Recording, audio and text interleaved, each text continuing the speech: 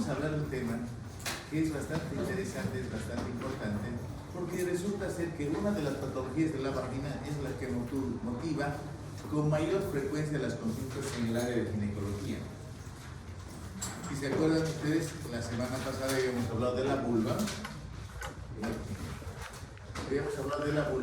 Y en este aspecto habíamos considerado que la vulva era una zona visible, era una zona accesible, era una zona donde nosotros íbamos a visualizar las lesiones y excepcionalmente hacer palpación. En cambio, la región vaginal es diferente porque está ya oculta y es parte de los genitales internos. Sin embargo, es accesible a la exploración, tanto manual como a través del espéculo, la exploración que se llama instrumental. Recordemos que la vagina es el órgano de la cópula femenina. En obstetricia la estudian como parte del canal del parto. Dicen, la vagina es una parte del canal del parto. Pero en la esfera sexual es el órgano que recibe al pene durante el coito. Es el sitio donde son depositados los espermatozoides luego de la eyaculación masculina. Es el sitio desde donde van a migrar estos espermatozoides para ingresar a la cavidad uterina y alcanzar las trompas de Falopio, donde finalmente se produce la fecundación. Sin embargo, la vagina es un ambiente bastante sui generis, bastante especial. Recordarán ustedes que es un órgano de naturaleza muscular. Tiene una mucosa, era su mucosa, y hay una muscular. ¿Se acuerdan cuál es el epitelio de la mucosa vaginal? ¿Qué epitelio tiene la mucosa vaginal? Bien, un esfuercito. Miren que si ya daban el examen de evaluación diagnóstica, aplazaban al de gineco 1 con esta pregunta. Es importante este. Es un epitelio plano, estratificado, no queratinizado. ¿Y qué tiene de especial este epitelio? Que sus células, sobre todo las células más superficiales, son ricas en glucógeno. Bueno, ¿y qué tiene que ver esto? Resulta ser que a nivel de la vagina existe una flora microbiana normal, la microbiota vaginal que se llama. Gérmenes saprófitos que radican en la vagina de forma natural. Y dentro de estos gérmenes, uno merece especial importancia, el denominado lactobacilo vaginal, o también llamado bacilo de Doderlein. Bueno, ¿y qué hace este bacilo? ¿Por qué le estamos haciendo referencia? Resulta que este bacilo se alimenta del glucógeno de las células del epitelio vaginal y lo degrada. ¿Y hasta qué lo degrada? Lo degrada hasta ácido láctico. El glucógeno de las células del epitelio superficial es degradado hasta ácido láctico. Y la presencia de este ácido hace que en la vagina, en la cavidad vaginal, la cavidad tenga un pH ácido. ¿Cuánto es el pH de la vagina? ¿Se acuerdan? 4, de 3.8 hasta 4.5. Siempre por debajo de 4.5. Según el autor van a encontrar ligera variación, pero nunca hablan de más allá de 4.5. Entonces, esta acidez es fundamental porque resulta que es el principal mecanismo de defensa que tiene la vagina. Es más, es la acidez vaginal el principal enemigo también de los espermatozoides. Los espermatozoides vienen de un pH neutro, 7, 8 en el semen, y depositados en la vagina encuentran un ambiente sumamente hostil, y desde allá tienen que escapar y comienzan al movimiento de la cola para escapar. ¿Dónde? Al moco cervical. Si el moco cervical es del periodo fértil, ellos van a lograr ingresar a la cavidad uterina y salvarse. Pero si el moco cervical corresponde al periodo no fértil de la mujer, actúa como un tapón, una tranca, que impide que los espermatozoides ingresen. Y ahí se van a morir, ahí se mueren. Por la acidez, por los leucocitos, por las bacterias y todo aquello, encuentran la muerte de los espermatozoides. Entonces es un órgano importante que hay que conocer. Ahora, otro detalle, decíamos es un órgano muscular. ¿Qué tipo de músculo tiene la vagina? ¿Liso o externo? A ver, todos deberían responder. ¿Es cardíaco? No, no es cardíaco. ¿Qué músculo tiene la vagina? Liso.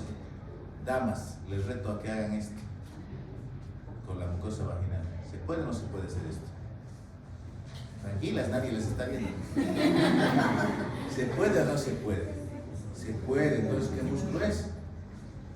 Estriado. ¿Acaso al liso lo puede encontrar voluntariamente? No, es músculo estriado. Es un órgano muscular, músculo estriado se encuentra. Ya vamos a ver más arriba, encontramos el estriado y el músculo liso. ¿Es una cavidad real o es una cavidad virtual? Real.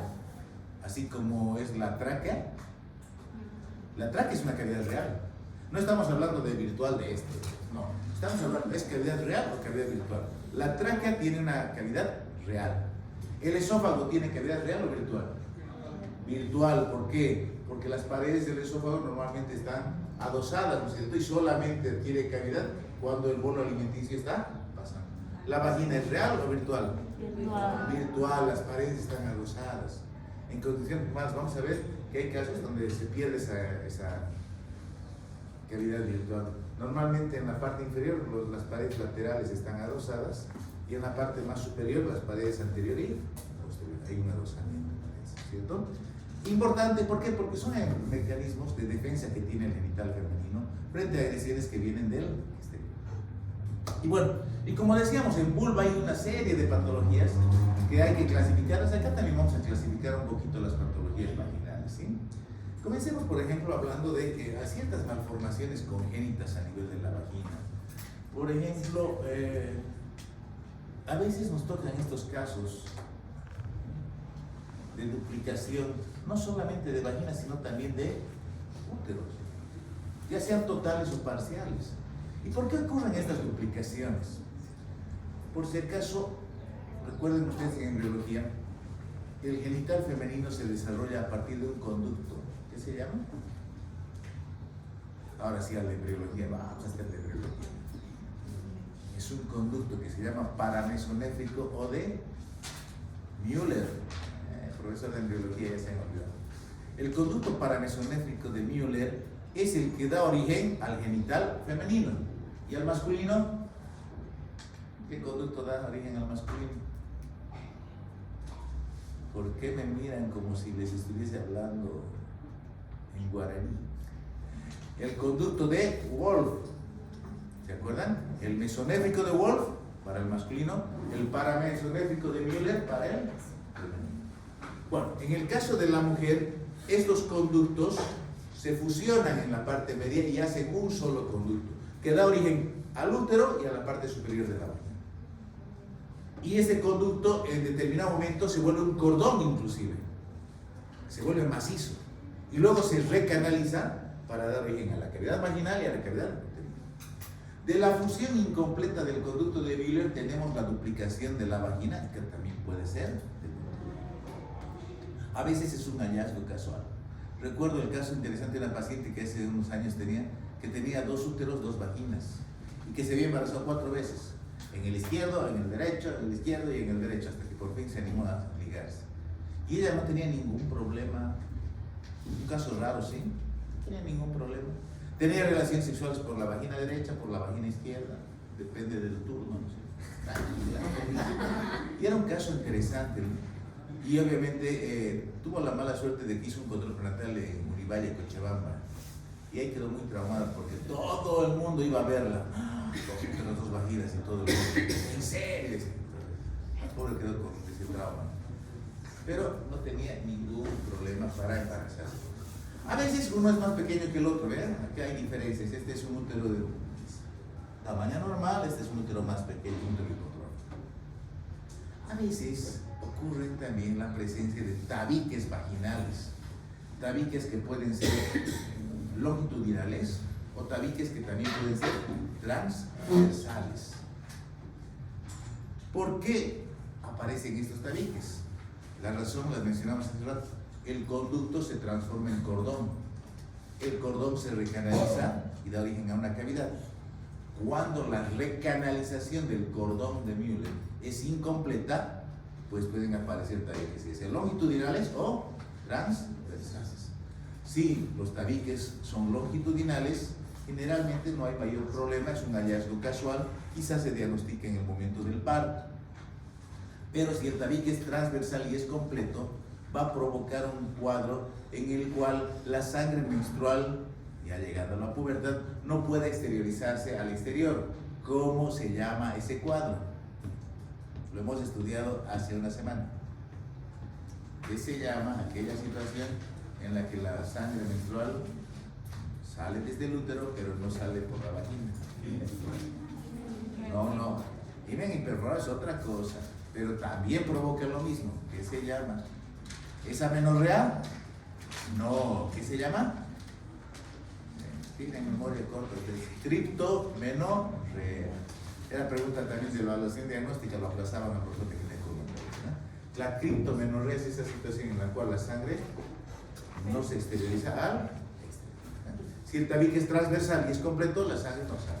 En ese caso hay problema de dolor y todo parecido al himen intercorado y requiere también una resolución. ¿Sí? Bien. Digamos un poco. Este es otro tema que se ve con frecuencia. Esta mañana hemos visto un par de pacientes con este tema, preoperatorias y posoperatorias inclusive. Cuando la pared vaginal sale al exterior, cuando hay un descenso de la pared vaginal, puede ser la pared anterior, como en este caso, miren. En realidad lo que está saliendo no es la vagina, sino es la vejiga. Esto es vejiga, esto es útero, aquí está vagina. Eso se llama cistocele, ¿ya? Y se ve de esta forma. Y esta mañana, ¿se quedaron para esta paciente o no se quedaron? Ya no, se salieron, ¿no? Se quedaron. La señora que decía, siento que me brota algo cuando voy al baño y presiono y sale recién, se salieron, es la que llegó entonces después. Miren, cuando es la pared posterior de la vagina, es el recto. Aquí está bien, recto. Esto se llama recto C. Entonces, cistocele, el descenso de la pared vaginal anterior, recto cele, el descenso de la pared vaginal posterior. Y también puede salirse el útero. En ese caso se llama prolapso. En estos tres casos estamos hablando de cuadros que pueden coexistir. Puede haber cisto rectocele, puede haber prolapso uterino con cistocele o con rectocele. Y la pregunta que nos hacen las pacientes es: ¿por qué a mí? ¿Por qué yo? ¿Qué me pasó? Y a ver, hay que explicarle que son tres los motivos por los que se presenta esto, que los estudiamos bajo el nombre de factores. El primero es el factor traumático, quizá el más importante, que se refiere justamente al trauma obstétrico. Pregunta clave: ¿cuántos partos ha tenido? El número de partos, la calidad en la atención de los partos. ¿Fueron atendidos en una institución de salud, un profesional, o los tuvo en la casa de repente? Hay mujeres que dicen: tengo 8, 10 partos como si nada, y todos los tienen en la casa. Mucha suerte de esa señora, ¿cierto? Pero antes hacían así. Entonces, los partos múltiples, los traumas obstétricos, el uso del forceps, el uso del vacuum, por ejemplo, son sumamente traumáticos. Creo que todavía está en el programa de obstetricia. Ojalá lo retiren. Ojalá ya no enseñen a usar el forceps. Porque cuando nos enseñan a usar el forceps es cuando nos ponemos en riesgo. Y no solamente lesionamos el genital, lesionamos también la cabecita del bebé. Esos tipos de maniobras obstétricas van a traer su consecuencia, no a corto plazo quizá, sino a largo plazo. Y aquí viene el segundo factor. Al factor traumático hay que añadirle el factor hormonal. Las estructuras genitales son hormonodependientes, dependen de estrógenos. Después de la menopausia, ¿qué es lo que falta? Estrógenos.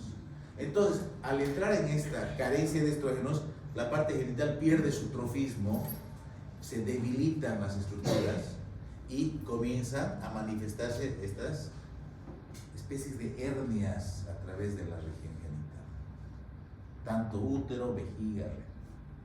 Y tenemos un tercer factor que a veces nos explica por qué mujeres jóvenes sin partos pueden tener este problema. Es el factor constitucional, que se refiere a la laxitud de los tejidos, ¿cierto? Tejidos débiles. Entonces, factor traumático, factor hormonal y factor constitucional, que también nos explica, por ejemplo, por qué mujeres con muchos partos no tienen este problema. No todas van a tener. Entonces, el factor constitucional. Puede ir a favor o en contra.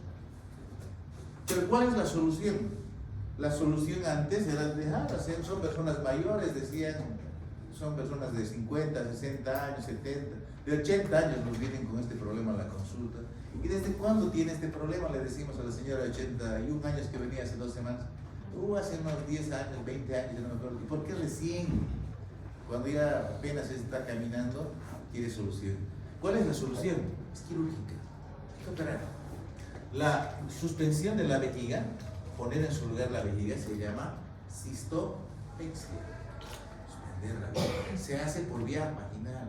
La reparación del rectocele se hace por vía vaginal. La extracción del útero en el caso del prolapso uterino se hace por vía vaginal. Se repara esa estructura. Hasta hace algunos años se usaban mallas, las mismas mallas que ponen en las hernias abdominales, de pared abdominal, esas mismas. Ahora ya no, ahora se utilizan los mismos tejidos para acomodar estas estructuras y mejorar la calidad de la vida de los pacientes. Estas pacientes se van a quejar básicamente de que hay una sensación del cuerpo extraño permanente en la región genital, lo que les causa incomodidad y que puede o no acompañarse de incontinencia urinaria. Entonces, tratamiento quirúrgico, cirugía por vía vaginal. Bien. Pueden haber tumores que se desarrollan en la vagina de diferente naturaleza. Hace rato mencionábamos al conducto de Wolf, ¿se acuerdan? ¿Qué es el Wolf? Es la estructura que da origen al genital masculino. Normalmente en las mujeres el Wolf regresiona, se reabsorbe, pero puede ocurrir que en algunos sectores no se produzca la reabsorción del conducto de Wolf. Y eso se va a manifestar a través de la presencia de quistes en la pared vaginal, sobre todo a nivel lateral. Miren, estos quistecitos, contenido líquido, presentes en la pared lateral de la vagina, se denominan quistes de Gardner. ¿Y qué son los quistes de Gardner? Manifestaciones de la persistencia del conducto de Wolf. Son congénitos, están presentes desde el nacimiento. En la mayor parte de los casos son asintomáticos, a veces son un hallazgo casual, a veces en el momento del parto son diagnosticados, pero hay que tenerlos presentes. No llegan a volúmenes considerables, no fatigan, y hay que saber que no tienen ninguna naturaleza de tipo tumoral, son simplemente persistencia de una estructura embrionaria. En cambio, este otro, que se llama quiste de inclusión, es muchas veces una iatrogenia. Si observan un poquito, tienen detalle, acá van a ver como que hay una cicatriz, ¿no es cierto? Esta es una cicatriz de una reparación de un desgarro perineal. A veces se va a ver la cicatriz de esta forma, en ese caso es la cicatriz de una episiotomía que se hizo en el momento del parto. Cuando no se reparan de forma adecuada estas lesiones, una traumática, en este caso el desgarro, u otra provocada, que es la episiotomía como maniobra quirúrgica, pues pueden persistir formaciones quísticas que son sumamente desagradables para la mujer, les causan malestares y requieren reparación también quirúrgica. ¿Sí? Otro tipo de tumores presentes en la región vaginal es la presencia de estas verruguitas que ya las hemos visto la semana pasada, que pueden estar en la vulva, que pueden estar en la vagina y también en el cuello uterino. Estas verruguitas de superficie irregular se llaman condilomas acuminados y constituyen una manifestación de infección por virus del papiloma humano, el cual se transmite a través de relaciones sexuales. Sumamente frecuentes. Acuérdense, del virus del condiloma humano vamos a hablar bastante la próxima semana. Y tenemos que conocer, este virus del papiloma humano es quizá la infección de transmisión sexual más frecuente a nivel mundial. Se calcula que cada 7 de cada 10 mujeres sexualmente activas son portadoras de este virus. Pero no en todas les aparecen ese 6%. Bueno, otro tipo de tumores más raros en la vagina es este, por ejemplo, que ustedes observan acá, es el fibroma. Acuérdense, es un órgano muscular, hay tejido conectivo alrededor, entonces puede desarrollar tumores más raros, pero que a veces son una sorpresa cuando hacemos el examen o causan incomodidad durante el coito. Esta mañana hablábamos de endometriosis en la visita, ¿no es cierto? ¿Y qué habíamos dicho que era la endometriosis? la presencia de tejido endometrial funcional fuera de la cavidad endometrial. Y la habíamos visto en una paciente que tiene una cicatriz de cesárea. Esa es la endometriosis de pared abdominal. Pero también pueden haber focos endometriósicos a nivel vaginal. Acuérdense, el concepto es tejido endometrial que es funcional. ¿Qué quiere decir eso? Que pasa las fases que tiene el endometrio. Esta mañana les he preguntado a sus compañeros que han ido y no se acordaban las fases del ciclo endometrial, ¿cierto? Espero que ustedes se acuerden. ¿Sí? En la fase menstrual del ciclo endometrial hay dolor. ¿Por qué? Porque estas lesiones sangran. Ese sangrado en un tejido que está compactado provoca dolor y cada vez es más intenso y cada vez el islote de endometriosis es más grande y evoluciona. ¿Qué pasa con esa sangre después? Hace fibrosis y sigue creciendo. Endometriosis. Ahí están los focos de endometriosis. Bien. En vagina existe un cuadro que es el que más motiva consulta ginecológica. ¿Cuál? Las infecciones vaginales, los flujos anormales, ¿sí? Y se denomina vaginitis, ¿cierto? Cuando hay un proceso inflamatorio infeccioso a nivel de la vagina. Y la manifestación más importante, la manifestación clínica más importante de la vaginitis, algunos le llaman colpitis, por si acaso van a encontrar como colpitis, sinónimo de vaginitis. La manifestación más importante de la colpitis o de la vaginitis es el flujo genital, que se puede acompañar de prurito, que se puede acompañar de disuria, se puede acompañar de dispareunia, hay ardor, etcétera, etcétera. Entonces, el flujo genital es lo que más motiva consulta en las mujeres, ¿no? Ahora, ¿hay un flujo normal? Sí. ¿Cómo es ese flujo normal? La vagina tiene un flujo normal que es incoloro, no tiene color, no tiene olor, ¿no es cierto? Es escaso, es viscoso. Es más, este flujo puede aumentar en los días de la ovulación, pero viene desde el canal cervical, ¿no es cierto? Las mujeres saben, muchas mujeres saben reconocer cuando están ovulando, cuando tienen un flujo más fluido, más transparente, más abundante, y dicen estoy en días peligrosos, dicen algunos. Eso inclusive sirve como método de anticoncepción natural en algunos casos. ¿Moco cervical? El moco cervical, el periodo fértil. Es el flujo que es hilante, se lo sostiene entre los dedos, se separan los dedos y no se rompe. Ay, cuidado, ese es el momento en que están en los días fértiles, ¿no? Bien. Pero después el flujo suele ser escaso y toda variación de este flujo normal se considera que algo malo está pasando, ¿cierto? Motivo más frecuente de consulta de origen ginecológico. Nuevamente decimos, en la vagina existe un pH ácido menor al 4.5 y una flora donde el más importante representante, el que ocupa entre el 50 y el 75% de la población de la flora microbiana vaginal, es el llamado Lactobacillus vaginalis, también conocido con nombre de bacilo de Doder. Aparte, ¿quiénes hay? Pues hay otros microorganismos. Hay gram positivos, hay gram negativos, incluso algunos anaerobios. Y miren quién figura acá también, Cándida, figura como parte de la flora. Entonces, gram positivos, gram negativos, hay coli, por ejemplo. Sí, normalmente puede encontrarse coli, anaerobios y hongos. Y viven en equilibrio. Y una vagina saludable tiene que tener esta flora. De ahí el hecho, por ejemplo, de que cuando hablamos de factores de riesgo para procesos infecciosos vaginales, hablamos del abuso de los antibióticos. ¿Por qué? Porque el abuso de los antibióticos va a modificar esta distribución y va a dar origen a problemas infecciosos. ¿Sí? Obviamente esta es la flora que abordamos en una mujer en etapa reproductiva. En la niña no, por ejemplo, en la niña se encuentran gram positivos básicamente, estafilococo, estreptococo, algún difteroide y Escherichia. La colonización es un proceso que viene a partir del momento en que aparece la actividad hormonal. Entonces, ¿cuándo aparece una infección vaginal? Cuando se rompe el equilibrio por algún factor interno, vamos a ver, modificación del pH, por ejemplo, o algún factor externo, la llegada de gérmenes que no son parte de la flora vaginal normal. Por ejemplo, un gonococo es parte de la flora vaginal.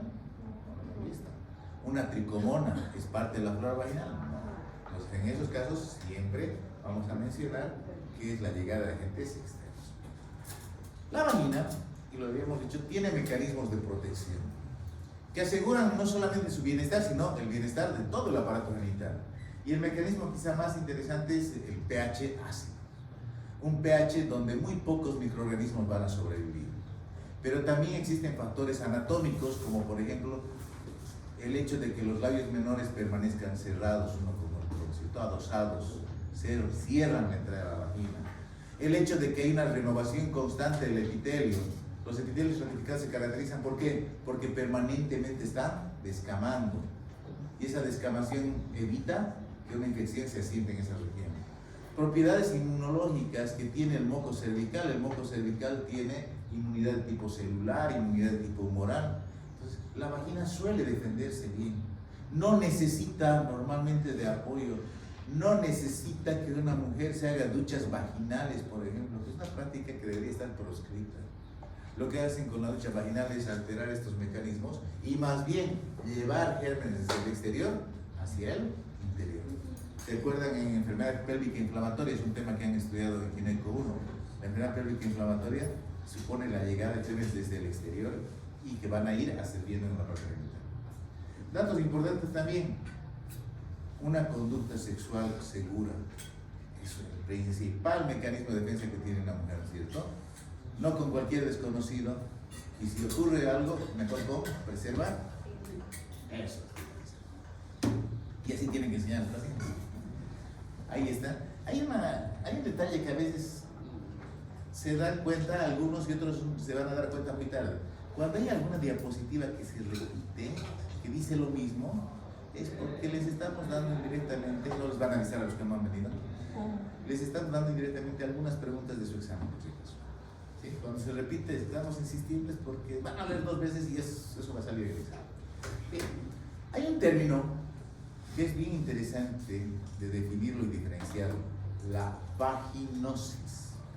Vaginitis hemos entendido, es un proceso infeccioso, inflamatorio, donde aparece flujo y aparece manifestaciones de la tetrada de celos, dolor, calor, gordo, donde hay dispareunia, disuria, ardor, etc. Hay un cuadro donde hay infección, pero no hay inflamación. Se puede constatar la presencia de agentes bacterianos, pero no hay proceso inflamatorio. A eso se llama vaginosis. Y la vaginosis supone una ruptura del equilibrio que hablábamos en la microbiota vaginal, ¿sí? Entonces, pregunta también, vaginosis. Pasamos. Características del flujo. Bien. Cuando hablamos de flujos, hay algunos flujos que son bien específicos, que son muy característicos.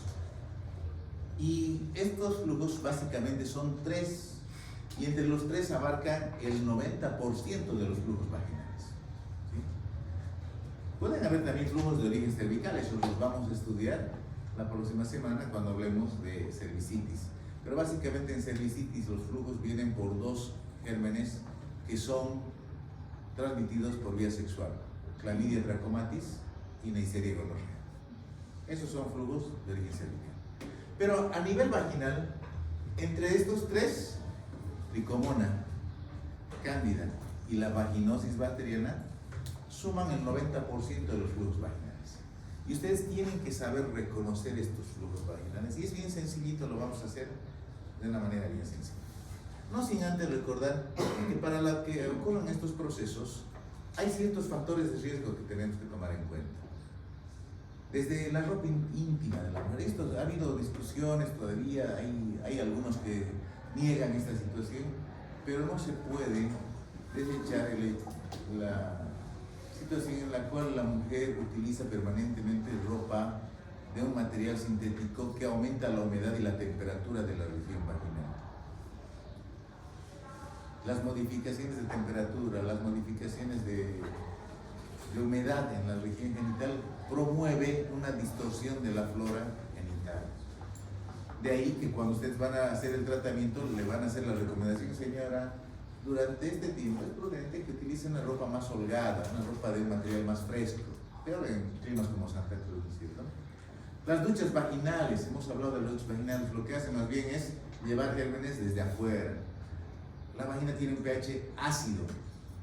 Los jabones que vienen con perfumes, con desodorantes, con sabores, con olores, con otras sustancias son alcalinos. ¿Qué hacen? Neutralizan la acidez vaginal. Los estados de extremos de nutrición, los desnutridos, los pacientes con sobrepeso tienen tendencia a hacer vaginitis. Hábitos higiénico-dietéticos. Acuérdense, mujercitas, ¿cómo les enseñó mamá que tenían que hacer el aseo íntimo después de ir al baño? Regla básica, desde sus primeros años. Siempre de adelante para... A los hombrecitos les enseñaron, no, limpiate, le decían, pero limpiate. Pero a las mujeritas eso, ¿por qué? Porque es una zona que es vecina de la salida del contenido fecal. Es zona vecina de la salida del contenido urinario, inclusive. Por eso el cuidado extremo que tienen que tener permanentemente, ¿cierto? Aquí hay otra aclaración, por ejemplo, en hábitos sexuales. No les voy a decir nunca que está mal, y eso tienen que repetir así de los pacientes de repente, el coito por vía anal. Es una práctica en la que si dos personas están de acuerdo y no crean ningún problema entre ambas, pueden practicarlo normalmente como una variación, siempre y cuando sea una variación del coito por vía sexual, por vía genital. Si es solo por esa vía, algo raro está pasando, ¿cierto? Pero si es una variación, bienvenida. Pero ¿dónde está el problema? El problema está en que jamás el pene debe ir del recto a la vagina si no se utiliza por lo menos un preservativo. ¿Por qué? Porque estamos transportando materia fecal hacia la vagina, estamos sembrando microorganismos y eso es complicado. ¿Puede ir de la vagina al recto? Sí, puede ir, no hay problema, pero del recto a la vagina no, salvo que haya un preservativo de por. Sí, es importante. Un hábito higiénico. Les van a preguntan los pacientes. A veces lo hacen muy tímidamente, a veces van a hacer su Papá Nicolau, pero en realidad lo que quieren es preguntar: ¿es normal? ¿Qué tengo que hacer? ¿Qué cuidados? Mi pareja me ha pedido, ¿cómo lo tengo que hacer? Y todo aquello. Diabetes mal controlada, se entiende. El uso de antibióticos destruyen la flora microbiana normal. Los estados de inmunosupresión, los fármacos inmunosupresores, el uso de corticoides, etc., predisponen a infección. La diabetes a veces es diagnosticada porque la mujer viene con flujos genitales a repetición, de tipo cándida sobre todo. A veces no hay la poliuria, polidipsia, polifagia clásica, ¿no es cierto?, con la pérdida de peso, las 4 P's de la diabetes. A veces hay vaginitis, algo está pasando con la... Señora, ¿se ha hecho medir el azúcar recientemente? Le mediremos 500, 400 de azúcar. Déficit de estrógenos en la menopausia, sí, hemos dicho, los estrógenos mantienen el trofismo de esta región, de la mucosa vaginal también. Cuando hay deficiencia de estrógenos, ¿qué pasa con la vagina? Se va atrofiando, el epitelio va adelgazándose, pierde capas. Ese epitelio plano, certificado, no queratinizado, se adelgaza, pierde sus capas, predispone a mayores infecciones. El progestágeno, que es un antagonista natural del estrógeno en muchos casos. El coito, sí es un factor de riesgo, el coito. Una mujer que no tiene actividad sexual rara vez nos va a referir estos problemas, y por eso es que cuando vienen a la consulta dicen: el marido tiene la culpa, él me ha contagiado. No siempre, pero no se olviden que el pene no entra estéril, ¿cierto? El pene tiene también su flora ahí alrededor. Y el flujo menstrual, que es un medio de cultivo, la sangre es un medio de cultivo. Las pacientes que tienen hemorragias persistentes, sangrados prolongados, pueden desarrollar procesos infecciosos. ¿Por qué? Porque en la sangre se desarrollan estos microorganismos. Y tenemos la clínica. ¿Por qué viene la paciente? Por flujo vaginal. Flujo vaginal. Puede haber otras manifestaciones al control, desde modificaciones de las características del flujo. Puede haber dispareunia, dolor durante las relaciones sexuales, disuria, dolor durante la emisión, etc. Aquí están los tres. Tres son los gérmenes responsables del 90% de los flujos. Gardnerella vaginalis, con su porcentaje, que es la que provoca vaginosis bacteriana, Cándida, en segundo lugar, y Tricomona en tercer lugar. recordando que Trichomona no es parte de la flora. Gardnerella, ¿era o no era? Sí. Era Gardnerella. ¿Cándida era? Sí. Era. ¿Trichomona? No, ¿no es cierto? Y se transmite por las heces. Otros tipos de infecciones más raros que los vamos a ir estudiando más allá. Vamos, a ver, uno por uno. Hablemos de hongos. En la vagina existe un saprófito que es Cándida, del género Cándida, y es especie albicans. Pero también hay otras especies que pueden llegar a la vagina, como es por ejemplo la Cándida tropicalis o la Cándida clavata. Sobre todo en personas que tienen factores predisponentes, que son algo parecidos a los que hemos estudiado hace ratito, ¿cierto? Antibióticos, diabetes, corticoides, etc. Pacientes inmunosuprimidas tienen más tendencia a desarrollar candidiasis. ¿Cómo se llama la inflamación por cándida? Vaginitis candidiasis. Es una itis. Aquí estamos hablando de una itis. Entonces, va a haber flujo y va a haber otras manifestaciones. ¿Sí? Es una infección frecuente, aquí están las circunstancias que lo favorecen, ahí están las prendas ajustadas, ¿cierto? Están las enfermedades metabólicas, está la inmunosupresión. El embarazo. Es interesante cómo notar que el 90% de las embarazadas hacen en algún momento de la gestación una vaginitis candidiasis. Vamos a ver que el tratamiento es muy interesante. Pero no acuden a la consulta por el flujo, algo que llama la atención. Acuden por el prurito. Por eso acuden. Les da vergüenza acudir por flujo solamente, pero cuando el prurito es intenso, van a ir a la consulta. ¿Y cómo es el flujo? Pues ahí está, mírenlo. Es blanco, blanquecino, espeso, grumoso, ¿sí? Grumoso. No tiene mal olor. Algunos hablan de desprende un olor dulzón, dicen. Dato interesante, las manifestaciones de cándida se exacerban antes de la menstruación y suelen disminuir algo después de la menstruación. En Trichomona vamos a ver es al revés. Puede producirse una vulvovaginitis, ahí está una vulvovaginitis, ¿no es cierto? Donde se nota el eritema, inclusive huellas de rascado pueden aparecer, ¿bien? Ese flujo blanco, lechoso, espeso, es característico de cándida. Ustedes pueden reconocer esta infección a simple vista, ¿sí? ¿Quieren confirmar? Pueden hacer un examen en fresco. ¿Qué van a encontrar? Esporas, hifas del hongo, ¿no es cierto? Pueden hacer laboratorios, sí, hay medios de cultivo especiales para cándida. ¿Cuándo van a pedir cultivo en cándida? Cultivo van a pedir cuando sea recurrente. ¿Por qué? Porque aquí queremos saber si es solamente la albicans o de repente es una tropicalis. Ahí está el flujo, entonces es difícil perderse con eso. Este es un flujo candidiásico puro. Irritación, huellas de rascado, prurito intenso y un factor predisponente. Estudien qué factor. Su azúcar está controlada, tomó antibióticos últimamente, usa corticoides, etc. Hablamos de candidiasis recurrente cuando se presentan 3 o más episodios al año. En un año 3 o más episodios es recurrente. Y ahí hablamos también de una candidiasis no complicada, donde la gente suele ser albicans, es esporádica, con una clínica moderada, leve a moderada. Y es complicada cuando es recurrente, la clínica es bastante severa, y podemos sospechar que existen otras especies de cándidas que pueden estar involucradas. En estos casos vale la pena pedir un cultivo para identificar cuál es la cándida que está provocando esto y de repente modificamos el tratamiento, ¿no es cierto? En pacientes con ciertos estados peculiares, como diabética y hipertensión, la embarazada puede ser complicada. Y esta tablita la vamos a ir repasando en los tres flujos. ¿Miren? En el flujo por cándida, en el flujo por Trichomona y en el flujo por Gardnerella. ¿Cuál es el tratamiento?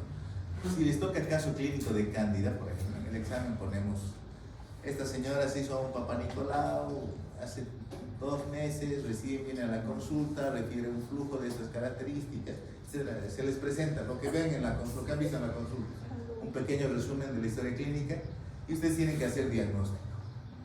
Tienen que hacer tratamiento, eso es lo que les pido, el enfoque diagnóstico y el tratamiento que van a hacer. En el manejo terapéutico ustedes tendrán que hacer un tratamiento no farmacológico y el tratamiento farmacológico.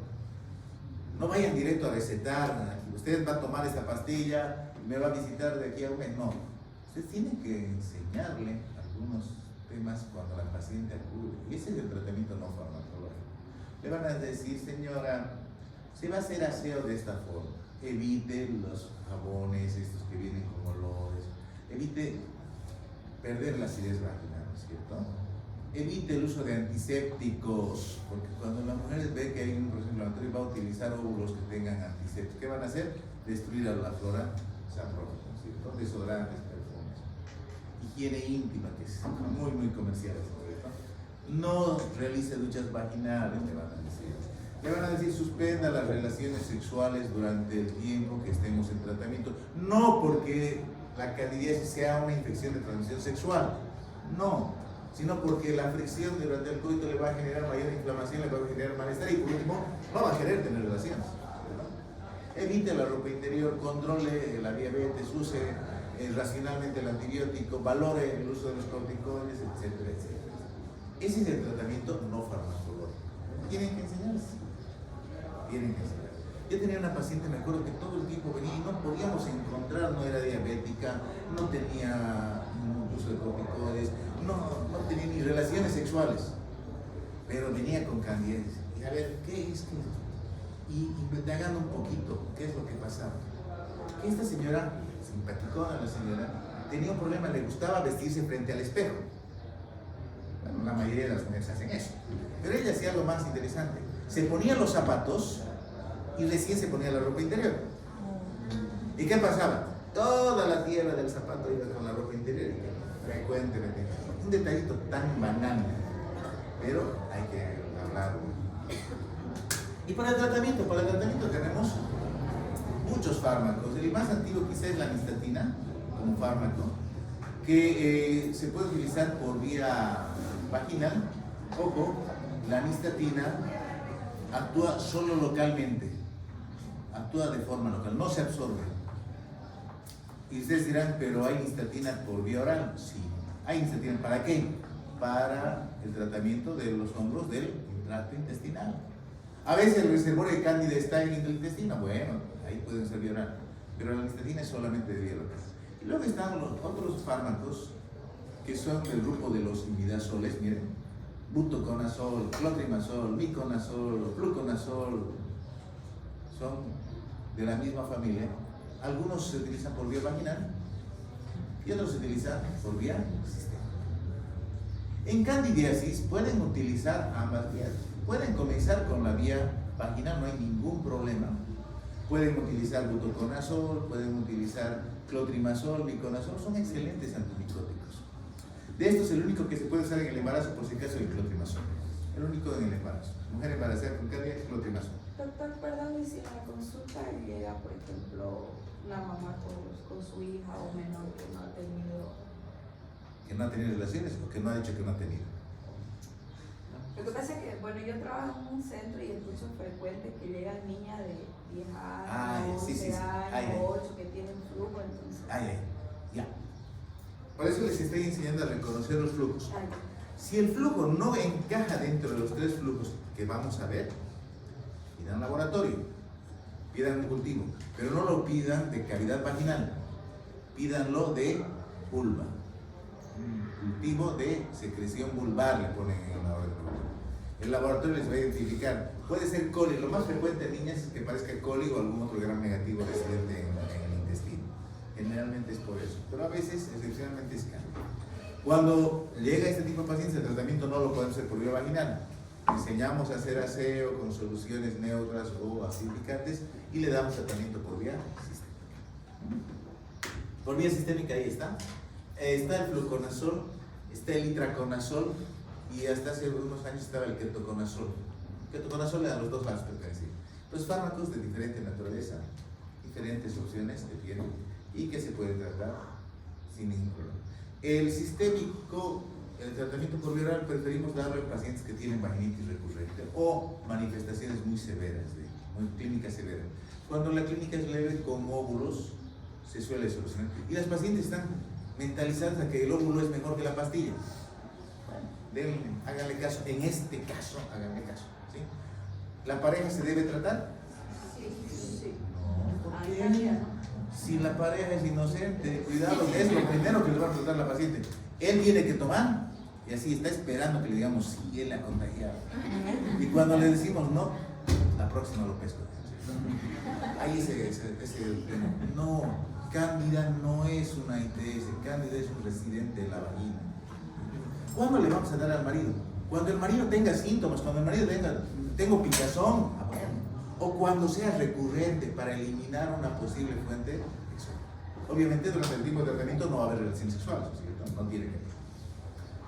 Recurrente, 3 o 4 veces al año, vulvovaginitis severa, tratamiento por vía oral que se prolonga. En el inmunodeprimido hay que darle más tiempo al antipsicótico. En la gestante, solo clotrimazol está autorizado para usarse en gestantes. ¿Sí? Bien. Vamos por tricomonas. Ahora vamos a poner a prueba al profesor de parasito. Tricomona es un protozoario. ¿Cuántas clases de tricomonas conocen?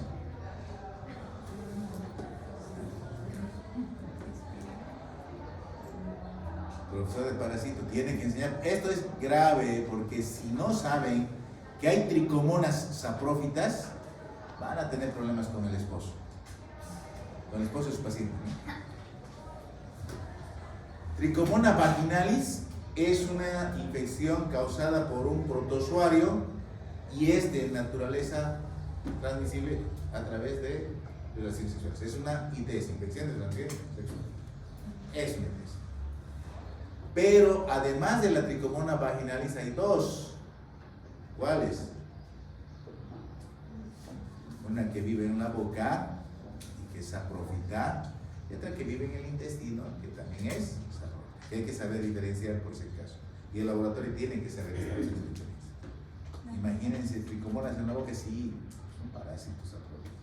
Tricomona tenas, tricomona hominis, profesor de parasito.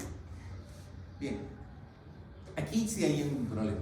Tricomona vaginal no se queda solo en la vagina. Tricomona vaginal es un protozoario que va a ir además a la vía urinaria, que se va a esconder en la vía urinaria y en la uretra, que se va a esconder en las glándulas paroretrales, que puede estar inclusive a nivel del canal cervical. Es un parásito bien interesante, ¿sí? Y eso tiene su consecuencia más adelante. Tiene un flujo muy característico. El flujo por vaginitis, nuevamente vaginitis, tricomona asica, es amarillo verdoso, abundante, espeso, abundante y espumoso. Y además es fémino, ¿sí? Tricomona vaginal, transmisión sexual, tercer grupo de vaginitis. Dato interesante, pueden haber mujeres que tengan tricomona pero son asintomáticas. Y eso no quiere decir que la infección no se transmita, se transmite. Dato más interesante aún, entre el 50 y 90% de los varones son asintomáticos. Y ahí viene la clásica: yo no tengo nada, yo soy inocente, tú eres la que está enferma. Y ese es el dato que tiene que manejar. En los varones puede ser asintomático. Cuando hay síntomas, provoca una retritis, es como una retritis, hay una ardor al orinal, un malestar, nada más. Cuando ustedes están frente a una ITS, es obligatorio descartar otras ITS. No se contrae. Por el hecho de tener tricomona, no vamos a descartar gonorrea, por ejemplo. O por tener tricomona, no vamos a descartar VIH. Necesitamos hacer diagnóstico de cada una de las infecciones de transmisión sexual. Aquí es importante eso. Si hay tricomona, más bien es muy probable que haya clamidia o que haya hepatitis B de por medio. Entonces hay que saber evitar ese tema. El hombre 50-90% asintomático. Esto es complicado. Se asocia obviamente con múltiples parejas sexuales. Aquí hay más de 2, siempre hay 3, a veces más. Y cuando nosotros vamos a plantear el tratamiento, ¿qué tenemos que hacer? Todos los involucrados tienen que hacer el tratamiento, ¿cierto? Todos. El culpable tiene que asumir los gastos. Flujo muy característico. Y en el examen físico, verde amarillenta con burbujas, maloliente. El examen físico vamos a ver el cervix en fresa. A ver, aquí están las imágenes. Ahí está el flujo por tricomona. Si se acerca un poquito, hasta el olor se puede sentir ahí. Se siente un poquito fétido. No es el olor a pescado, por si acaso. Es un olor desagradable, fétido. No es a pescado por ahora. Abundante, espumoso, amarillo, verdoso. Ese es el flujo clásico por tricomona. Da origen a ciertas hemorragias subepiteliales que se pueden distinguir aquí, por ejemplo, ¿ven? O aquí cuando se hace limpia este cuello, ven ahí, estas hemorragias puntiformes. En la diapositiva ustedes está más clarita porque aquí no enfoca muy bien, pero ahí esas hemorragias. Eso es tricomoniasis. Entonces el diagnóstico es clínico. Ustedes pueden, con el olor, con las características, pueden hacer diagnóstico clínico de la tricomoniasis, pero aquí vamos a hacer una diferencia. A diferencia de Candida, que no es una ITS, está así. Y aquí tienen que documentarla. ¿Y qué se les recomienda? Pidan un examen complementario. Pidan un cultivo, pidan un examen en fresco, pidan una prueba de laboratorio que les diga, aquí está. Porque ¿qué va a pasar cuando le digan a la paciente, señora, usted tiene esta enfermedad y es de transmisión sexual, le estoy dando su tratamiento y su marido también tiene que tomar el tratamiento? La típica, ¿qué nos han enseñado hombres desde que nos acordamos? Si nos pescan nos vamos a negarnos, ¿no? ¿Sí o no? O ya no enseñan eso ahora. Enseñan. No era yo, era mi gemelo. Han photoshopeado, no soy yo, es un photoshop, es la inteligencia artificial que está sacando. Nos están enseñando a negar. Y el varón va a hacer eso. No va a decir, sí, te he contagiado, vas a disculpar, no lo voy a volver a hacer. No, no es cierto. Se va a negar. Y llegan a la consulta pareja y dicen, usted me está acusando, doctor, ¿qué pruebas tiene? ¿Que tiene un flujo amarillo verdoso? ¿Qué? No, tengo esta prueba, este examen. Así que calladito a tomar su tratamiento y a portarse bien, ¿cierto? Tienen que ver este tema, documentense. Hemos dicho que hay muchas mujeres y muchos varones que son asintomáticos. Perfecto. Pero se puede hacer diagnóstico con un examen. ¿Dónde está la tricomona? En la vía urinaria, ¿se acuerdan? En el examen de orina sale la tricomona. A veces en el Papa Nicolau, revisen el último Papa Nicolau, damas que se hayan hecho. Vamos a hablar del Papa Nicolau la próxima semana. Pero hay una lista de microorganismos que aparecen y ahí está tricomona. Aparece en el examen de citología. No es un examen para buscar gérmenes, pero importa tricomona. Entonces hay que documentarlo, tengan esa situación para que no tengan problemas con la pareja. ¿Sí? Ahí está la confirmación, ahí está tricomona, ese es tricomona protozoario. ¿Sí? Ahí está la clínica comparativa.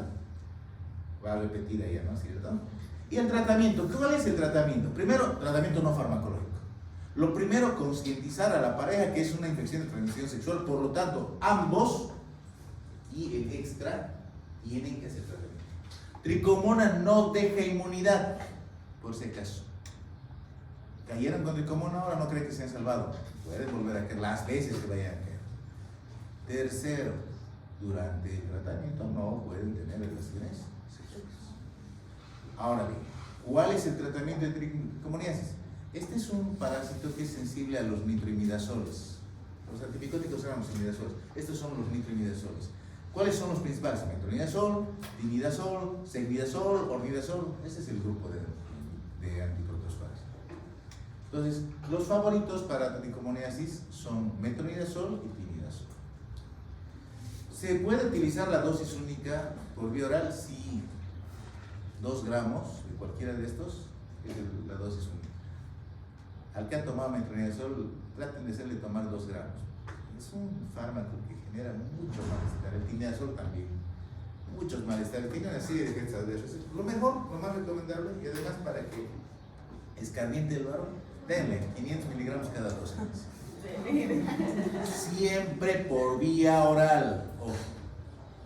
¿Pueden usar óvulos? Sí. Pero los óvulos no van a producir curación completa. ¿Por qué? Porque tricomona, hemos dicho, se esconde ¿dónde? En el cuello uterino, en las glándulas paroretrales, en la misma. Y ahí el óvulo no llega. Entonces, denle óvulos y la van a tener a la paciente en una semana nuevamente con lo mismo. Y va a decir, me ha vuelto a contagiar. Lo hicieron mal el tratamiento. Siempre de vía oral. Quieren complementar, quieren que la paciente se sienta bien usando, ya no hay problema. Pero el tratamiento básicamente es por vía.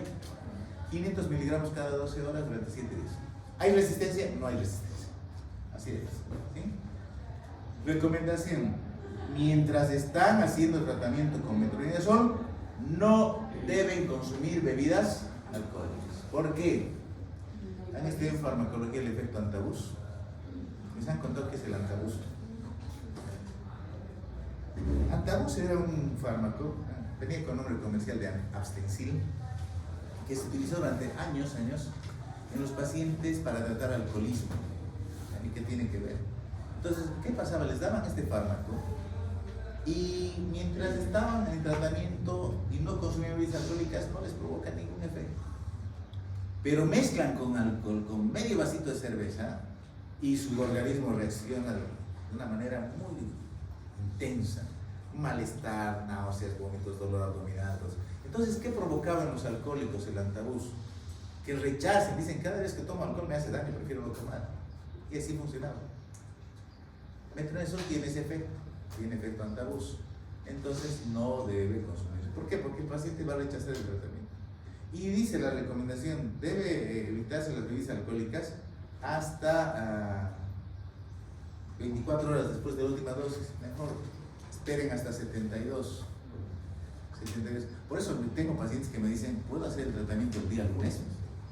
Pero si estamos a jueves, ¿por qué quiere hacer el lunes? Es que este fin de semana tengo fiesta. Sí, pero la próxima semana, aunque tenga fiesta, no va a tomar. Entonces, 7 días y unos 3 días de abstención de bebidas. ¿Sí? La recomendación es obviamente informar a la paciente, acidificar la vagina, los aseos, etc. Bien, hay un poquito, en la recurrente se hace el mismo tratamiento, ya saben, no deja inmunidad. En el embarazo, tricomoniasis puede afectar el embarazo, provocando parto prematuro, rotura prematura de membranas y algunas otras complicaciones, entonces tiene que tratarse. Y es muy frecuente en embarazadas encontrarse esto. Pero en el primer trimestre de metronidazol no se puede utilizar. Lo que sí se ha encontrado es que un antimicótico, uno de los antimicóticos, sí puede reducir la intensidad de los síntomas. Y esto lo vamos a utilizar hasta que llegue el segundo trimestre. Utilizamos el clotrimazol. ¿Se acuerdan ese antimicótico que en la embarazada se puede usar? Sí. Ese mismo se puede utilizar. No es de la misma familia. Casualmente se encontró que actúa sobre tricomona. Entonces disminuye, no cura, disminuye la intensidad de los síntomas hasta que ella pueda tomar metronidazol. ¿Bien? En la lactancia lo mismo, en pacientes con VIH el mismo tratamiento, no hay mayor modificación. ¿Sí? Y aquí un poquito para recordarles, el metronidazol es un fármaco muy poco tolerado, pero bastante noble, que no solamente tiene efectos sobre protozoarios. Ustedes saben, actúa sobre ameba, actúa sobre giardia, actúa sobre tricomona, también tiene efectos sobre algunos microorganismos, sobre todo anaerobios. De ahí que hay una serie de presentaciones. ¿Cuál vamos a utilizar? Esta no, por si acaso, ¿cierto? Esta no. Vamos a utilizar comprimidos. Reacciones adversas a todo nivel, es un fármaco tóxico, bueno pero tóxico. Y ahí está el tema del alcohol etílico y otras interacciones que tiene con fármacos de uso bastante frecuente. Bien. Vamos al tercer flujo.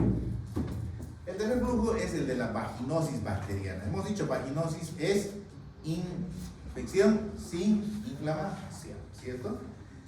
En la vaginosis bacteriana lo que se aprecia es una modificación, una ruptura del equilibrio entre los gérmenes que radican normalmente en vagina. De repente se observa una disminución del porcentaje que le toca al lactobacilo o su ausencia inclusive, y una ganancia de Gardnerella y otros anaerobios como los bacteroides, streptococos, etc.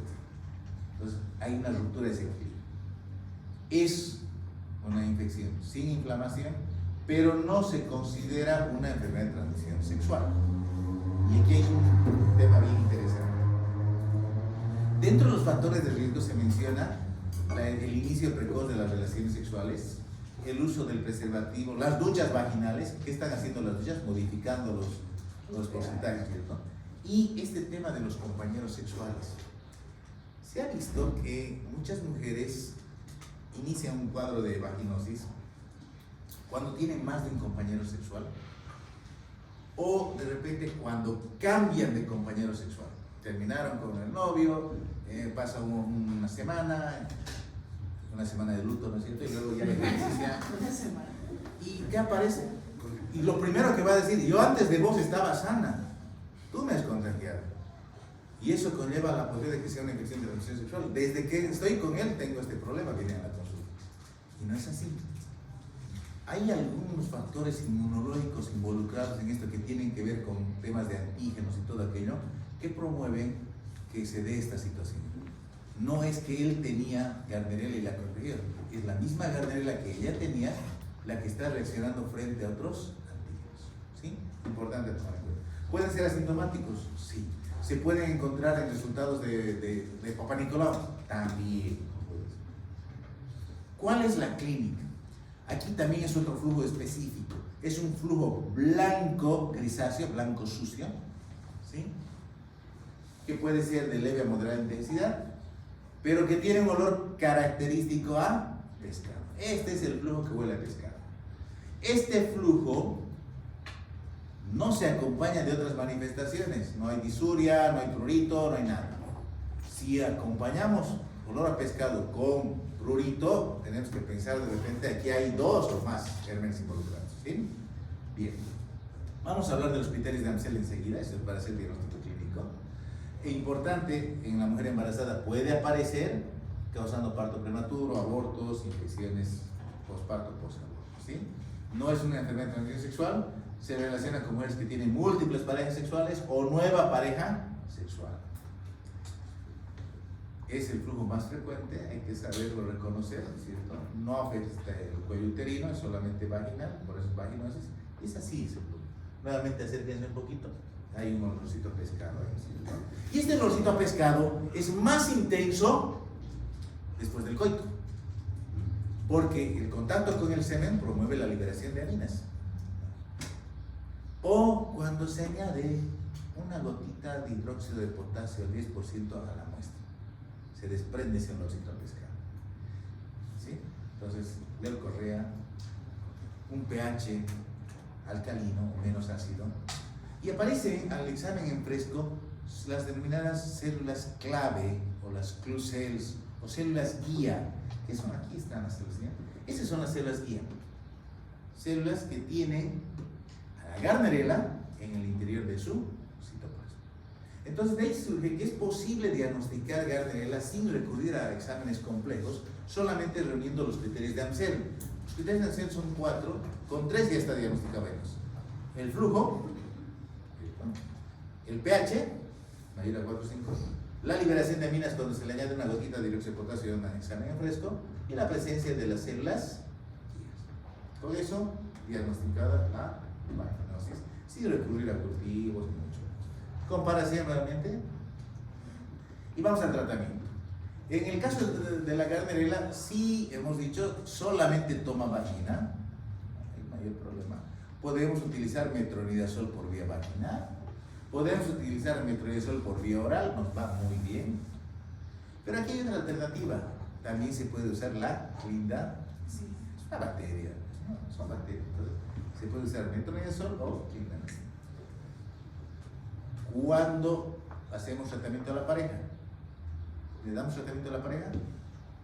No, solamente si es recurrente o la pareja tuviese alguna manifestación. Hemos visto no hay en el embarazo, más de 3 episodios al año, es el mismo tratamiento, ¿sí? Hay que darle a la pareja el tratamiento en caso de recurrente. A la mujer embarazada le hacemos el mismo tratamiento. Recuerden, metronidazol no podemos usar en el primer trimestre, podemos darle clindamicina, no hay ningún problema, ¿cierto? Complicaciones obstétricas de la vaginosis. El tratamiento en paciente con VIH es el mismo, ¿cierto? Y en la pareja no está indicado solamente en caso de vaginosis, aquí está más vaginosis recurrente. Bien. Hemos estudiado vaginitis por hongo, hemos estudiado vaginitis por tricomona, y debe haber también una vaginitis bacteriana, porque la otra es vaginosis bacteriana. La vaginitis bacteriana se refiere a flujos que son provocados por otros gérmenes. Y estos flujos son de diferente naturaleza, diferente color, diferente cantidad. Los 3 clásicos ya los conocen. Estos son flujos que no encajan en ninguno de los tres clásicos. Entonces aquí se sospecha que hay otros gérmenes involucrados que de alguna forma han llegado o han roto el equilibrio de la microbiota vaginal. Aquí es fundamental hacer un cultivo de secreción vaginal, identificar el microorganismo y especificar qué antibiótico es el que vamos a utilizar. Es sencillo. Cultivo y antibiograma. ¿Sí? Hasta que salga el cultivo y el antibiograma, resultado de 72 horas, pueden usar un antibiótico de amplio espectro para mejorar la sintomatología. Atrófica. Hemos mencionado, después de la menopausia, el espesor del epitelio disminuye, lo que promueve infecciones y crea un ambiente de resequedad en la mucosa vaginal que, si hubiese relaciones sexuales, puede provocar dispareunia y por lo tanto rechazo a la actividad sexual. Aquí el tema es hormonal y ustedes en menopausia, al estudiar climaterio y menopausia, aprendieron que el tratamiento que resuelve el climaterio y menopausia es darle lo que a la mujer le falta. ¿Qué le falta? Estrógenos. Entonces se puede dar estrógenos. Pero en este caso de las vaginitis no tiene que ser estrógeno sistémico, pueden utilizar estrógeno por vía local. Se puede. Hay estrógeno en cremas, hay estrógeno en óvulos que tienen una mínima absorción a nivel sistémico y se pueden utilizar mejorando la calidad. Mejoran la calidad de la vida de la mujer muchísimo. Mejora la actividad sexual, mejora la lubricación y evita estos flujos que vienen con la vaginitis. ¿Sí? Puede usar. Este es un caso interesante. Por cuerpo extraño. ¿Qué cosa no encuentro? No se puede encontrar. Lo que se imagina, hay en vagina. El último caso que tuve interesante es de una paciente de 26 años que va a la consulta y dice: quiero hacerme un Papá Nicolau, porque he notado un flujo medio rarito. 26 añitos, jovencita, simpaticona la paciente. Va a la consulta y obviamente antes de hacer el Papá Nicolau, vamos a aprender, antes de hacer especuloscopía se hace tacto. Cuando le hago tacto era un cuello irregular, acartonado, un flujo cero sanguinolento fétil. Y era pues como tocar cartón ahí. Bueno, 26 años, cáncer tan avanzado, ese rato viene en la mente, ¿no? A ver, con calma. Cuando vamos revisando ya al colocar el espéculo, lo que hemos retirado, era interesante, hemos retirado un pañito con el que limpian a los bebés que vienen con la toallita húmeda, completita, así tenemos esa completita. Lo más interesante del caso, ni ella ni la pareja sabían cómo había llegado ahí. No sabían. ¿Cómo habrá llegado? Suponen que había intoxicación de por medio. Negaban eso, no sabían, se han sorprendido. Así, ¿de dónde está sacando eso? ¿Cómo ha llegado? Preservativos olvidados y cuerpos extraños que se utilizan para fines de estimulación sexual. Entonces, ¿qué pasa? Cuando hay un cuerpo extraño, hay sobrecrecimiento microbiano. Retiren el cuerpo extraño, hagan cultivo, se resuelve sin mayor problema, pero hay que retirar el cuerpo extraño. Alérgica, esta es rara por si acaso. Hay algunas mujeres que dicen alergia al semen, a las secreciones del varón. Raros. Lo que es más frecuente es la alergia al látex del preservativo. Es verdad, hay mujeres que son alérgicas al látex, así como varones también. Pero son mínimos, son raros, ¿cierto? Hay que solucionar, buscar el alergeno y, bueno, cuando hay clínica, usar antihistamínicos o corticoides. Tenemos el caso de muchas pacientes que vienen con flujos y que de repente pedimos cultivo y el cultivo nos dice lactobacilos. El lactobacilo es el normal, no necesita tratamiento. Pero está el flujo. Entonces, ¿el laboratorio está mal? No, a veces el laboratorio está mal.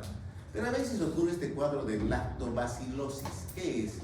Hemos dicho, al lactobacilo le toca entre el 50 y el 75% de la microbiota vaginal. Cuando asume el control total, se llama lactobacilosis y da origen a flujos anormales. Es más, hasta que le cambia la morfología, se vuelven más grandes y más gorditos los lactobacilos. Ya no se llaman lactobacilos, se llaman leptotrix. Es una pregunta interesante. Háganla en algún momento. ¿Qué es el leptotrix?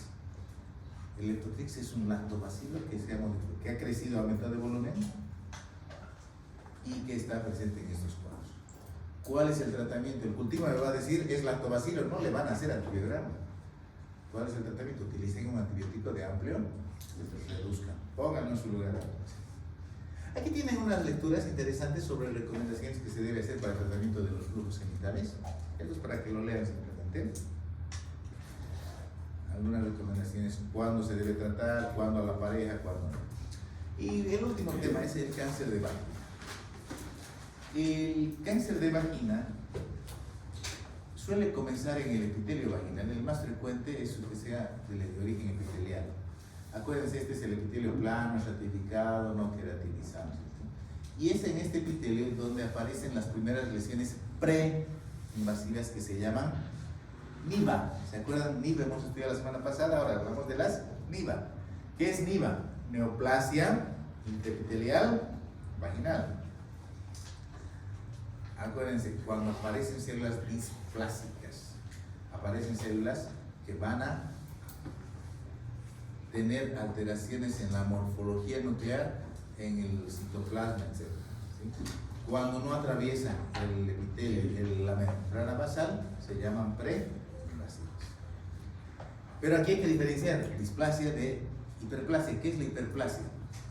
La hiperplasia se refiere a células que un órgano que aumenta de volumen porque hay las mismas formas, células en mayor, eso es hiperplasia. Cuando aumentan de volumen, ¿qué se llama? Hipertrofia.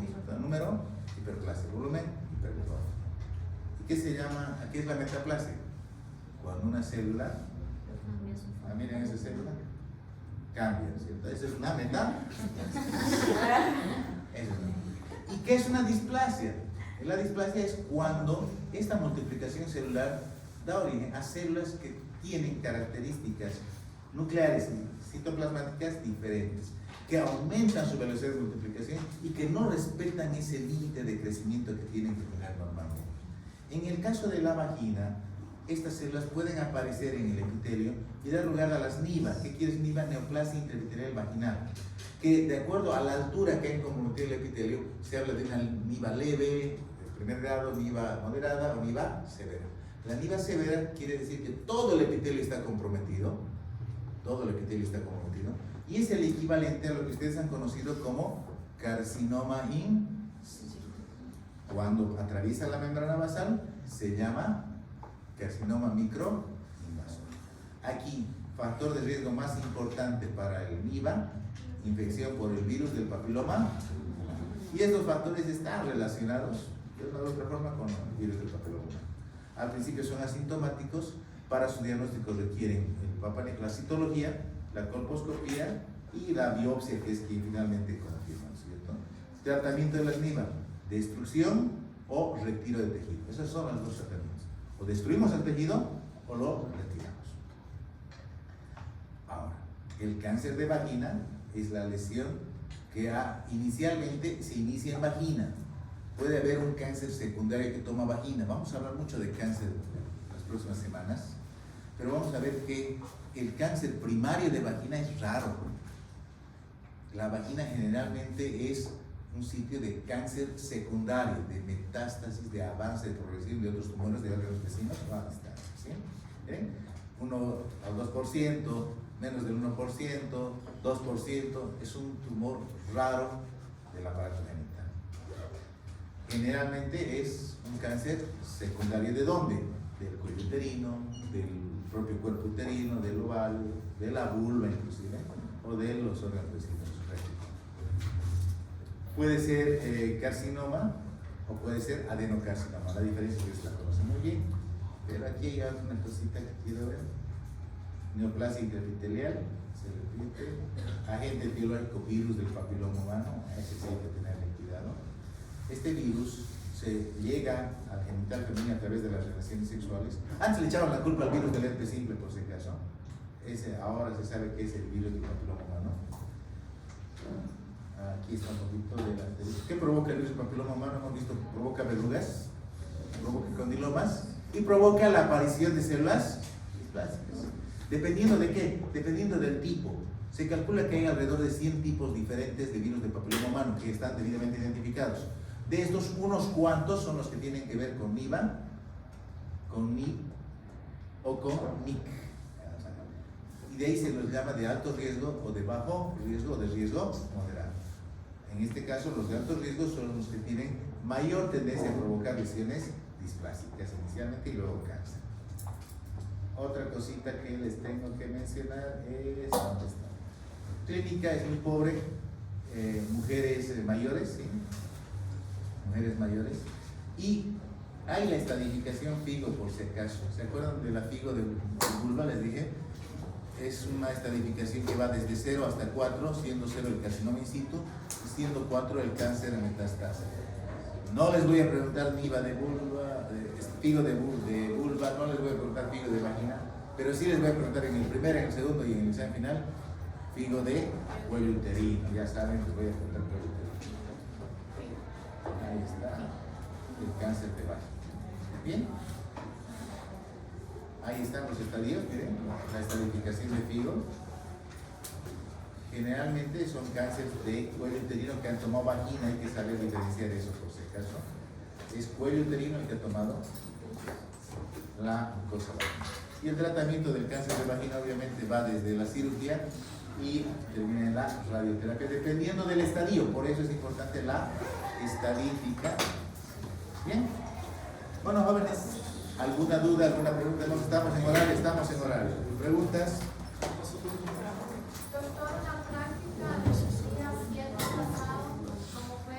Como fue feriado, se programan en la próxima fecha. Por si acaso, para los que no pueden ir miércoles, jueves, vamos a habilitar el día lunes, pero para 3 personas. Estoy habilitando para que los lunes vayan 2.